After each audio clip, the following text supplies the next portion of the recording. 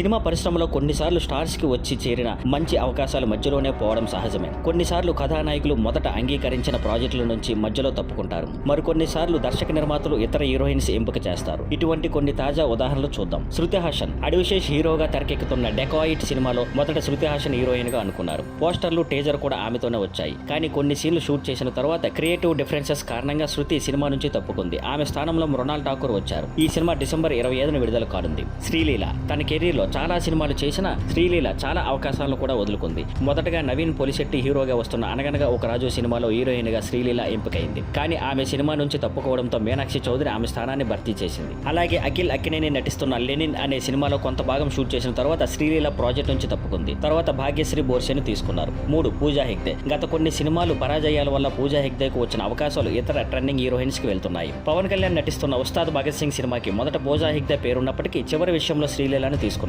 తాజాగా ధనుష్ హీరోగా వస్తున్న ఓ తమిళ చిత్రం పూజా స్థానంలో మలయాళ నటి మమతా బైజును తీసుకున్నట్టు వార్తలు వచ్చాయి. దీపికా పదుకునే ప్రభాస్ హీరోగా సందీప్ రెడ్డి వంగ దర్శకత్వంలో రూపొందుతున్న స్పిరిట్ సినిమాలో మొదట దీపికా పదుకునేను తీసుకోవాలని భావించారు. కానీ ఆమె డిమాండ్స్ ఎక్కువగా ఉండడంతో దర్శకుడు తన నిర్ణయం మార్చుకున్నారు. తర్వాత తృప్తి డిమ్రీను ఫైనల్ చేశారు. ఇలా సినిమా పరిశ్రమలో అవకాశాలు వచ్చిపోవడం, రీప్లేస్ అవ్వడం సహజమే. కానీ ఈ మార్పులు నటీనటుల కెరీర్ను ప్రభావితం చేయడం మాత్రం ఖాయం. Thank you for watching. Please like, share and subscribe.